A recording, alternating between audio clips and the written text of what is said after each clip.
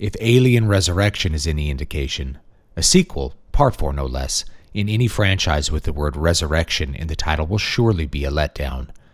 Matrix Resurrections is a dud. So what about Matrix 4 makes it so underwhelming? There are lots of things, but in broad strokes, number 1, the movie couldn't decide what it was about. Number 2, it was relentlessly self-referential to the point of parody. It even makes fun of the fact that the film itself doesn't know what it is about. Number 3, the motivations and goals of most of the players in the plot are unclear. The big question is the question of the movie's existence itself. What's the point? Number 4, there is simply no actual resolution to the plot at all.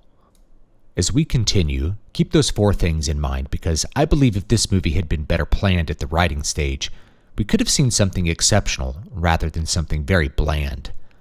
The movie begins with Neo, now 20 years older, as a veteran game developer famous for creating the Matrix video game trilogy, and he's suffering psychic breaks as he hallucinates that events from the games are really happening to him. Worse, he's been tasked with making a 4th Matrix game by the publisher. The first third of the movie is spent playing with this premise and weaving in many references to the original movies. There's even a scene with developers sitting around a table like a Hollywood writers group, pitching ideas for Matrix 4. Just what the Matrix is truly all about, whether it's about philosophy or guns or action, etc. It would be a cringe-worthy attempt at being meta if it wasn't so meta about the story itself, possibly in unintended ways. You see, the first third of the movie was by far the best part of Matrix Resurrections, but for the interesting and fresh presentation of the Gnostic themes that dominated the original trilogy, rather than for the lame but meta-effective meta. Keanu Reeves looks absolutely miserable as he sits and listens to people sound out internet abbreviations, LOL, OMG, etc. This is something I've seen millennials and Xers do in LA, but nowhere else, and they tell him about his Matrix game, or lecture him about the truth.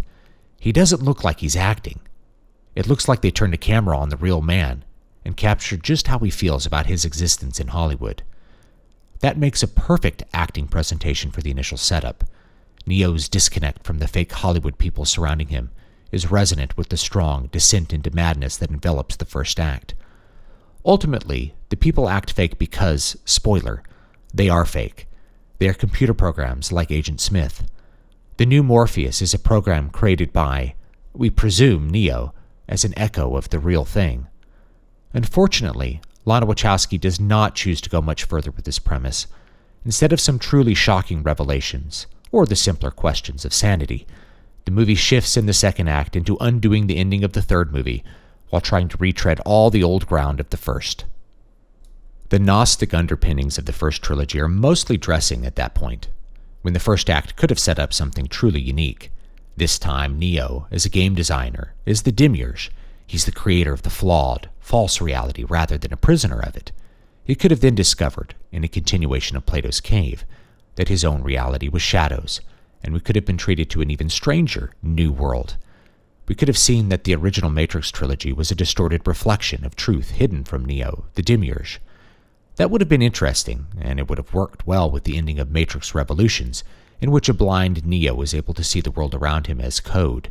In other words, it was implied that he never escaped the Matrix, and that the real world was just another illusion meant to misdirect and contain him. Matrix Resurrections could have presented the resolution to that black pill by showing the next layer, that Neo was acting out a fantasy created by himself, a demiurge-like being.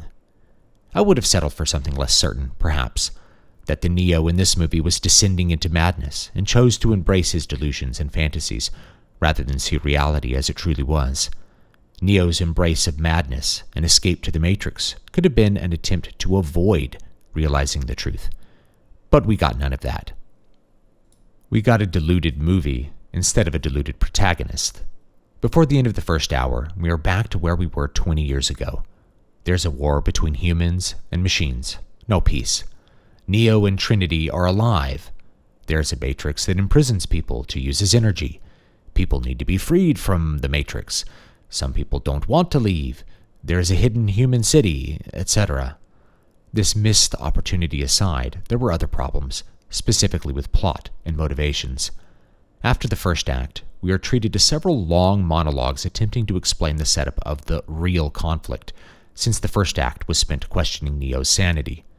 Despite this, it's not clear why any of the characters are doing what they are doing. The humans seem to have reached an equilibrium hiding from the machines, not trying to destroy them. One rogue pilot wants to find the resurrected Neo, but we don't know to what end. It's not clear why the machines brought Neo and Trinity back from the dead. We are treated to a monologue explaining that unsatisfied people make better batteries, but that doesn't explain why Neo and Trinity. Nor is it clear why the resurrected Agent Smith wants to kill Neo, or what he wants to do once he is free, or why exactly he has to kill Neo to be free. All we are told is that he is somehow tethered to Neo. The leap into the third act finally establishes a goal: free Trinity. However, the point of this goal is rather fluid and never really gels with the larger conflict. The best we get is, do it because you love her. The resolution of this is that Trinity is also the One, or at least shares his powers, and together with Neo they're going to remake the Matrix how they see fit. But what is the point of that? Wasn't it true before that humans rejected false heavens? How will remaking the Matrix free people? What is the state of the war? If people can be resurrected in body, and therefore also in mind, what exactly does that mean for the substance of humanity? What about sentient programs? Like before, the movie is Gnostic, but can't really escape from its own materialistic assumptions. We're back to where we began at the end of the first film, and perhaps that is the point. Perhaps Anderson is embracing his madness and hallucinating, and part of that is using the Matrix to make his own world. But the movie certainly doesn't convince me of any such thing. It mostly convinced me that the writers didn't know what they wanted to do with this opportunity, so they ended up phoning it in. And unlike the original films, the flashy effects and wild kung fu weren't there to save it. Even the action sequences seemed manufactured and uninspired, and Keanu Reeves looked bored and bothered doing the fistfights. What's going on behind the scenes to explain this failure, I can only guess. Perhaps the personal life of the remaining central creator makes the entire idea of truth and illusion more subtle or difficult to execute. Or maybe the internet's seizing of the terminology of the films made the creators crack. Maybe the system is as such that you can't make a creative big-budget movie in Hollywood anymore. I'll leave you to speculate. In any event, it's a movie with hints of what it truly could have been. Thanks so much for listening. I hope you guys have a great day, and don't forget to jump on my mailing list at dbspress.com/list.